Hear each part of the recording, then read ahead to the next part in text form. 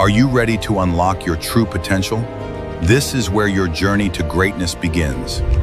Welcome to Das Motivation नमस्कार मु Official. कोमल दास motivational channel तरफ समस्त को स्वागत जनाऊँगी। तेबे आज गोटे भिडियो मु आपन निकट को नहीं निश्चय भिडियोटी आपन निश्चय हेल्पफुल हम जब भिडियोटी शेष पर्यंत देखूँ जब भिडियोटी शेष पर्यंत न देखते निश्चय आप जीवन में पछताइबे। बंधुगण आपण मैंने केबे भाबिछंती कि जो पुस्तक को आपण मैंने देखि विरक्त होउछंती से पुस्तक ही दिने आपण स्वप्न को साकार करि पारे। मन रखंतु आज परिश्रम ही आसंता कालीर सफलतार भित्ति।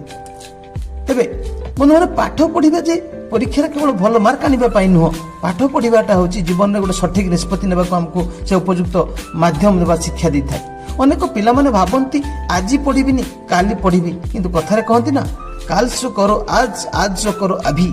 तेबे कालीर कथा को आज करो, आज काम को वर्तमान। तेबे काली केबे जीवन रे आसे नहीं, आ जे विलंब करे से निश्चित पछताई थाए। से भली एक कथा को नहीं आज गोटे छोट गल्प माध्यम रे कथाटा को बुझिबा। तेबे गोटे गाँव में दुई जन सांग रोते शेखर और हरि।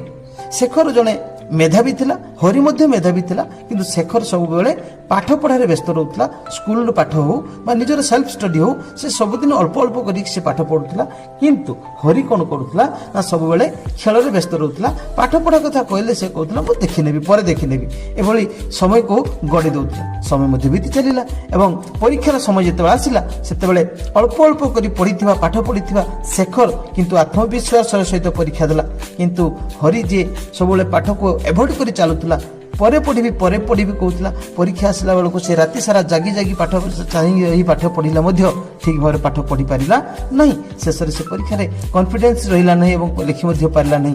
जो रिजल्ट बाहर आपण मैंने निश्चय भावी पारे से हरि परीक्षा भल कर किंतु शेखर बहुत भल नंबर पास करता। से हरि बुझीपारा जे तार कौटी भूल रही से जापारा सफलता केवल गोटे दिन परिश्रम नुहे प्रतिदिन अभ्यास ही आसी थाए।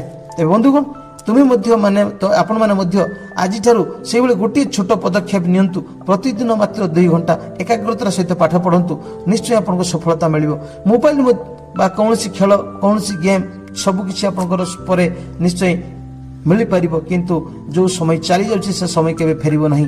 तेणु आज ही गोटे मात्र प्रतिज्ञा नियंतु, मु प्रतिदिन पाठ पढ़ी, मो स्वप्न को साकार करी और मो बापा माँ गर्व हेबी। जेते पर्यंत मु स्वप्न को साकार न करछि सेते पर्यंत मु कौन प्रकार द्विधाबोध बा बाट होड़ी भी नहीं। यही सफलता बा यही प्रतिज्ञार सहित काम करी आग को माड़ी चलतु, निश्चय सफलता पाइबे। आज श्रृंखला ही आसंता कालीर सफलता।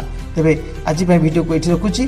जदि वीडियो भल लगी थाए लाइक करूँ, अन्य शेयर करूँ, सब्सक्राइब करूँ। पुणी एक नुआ वीडियो देखा।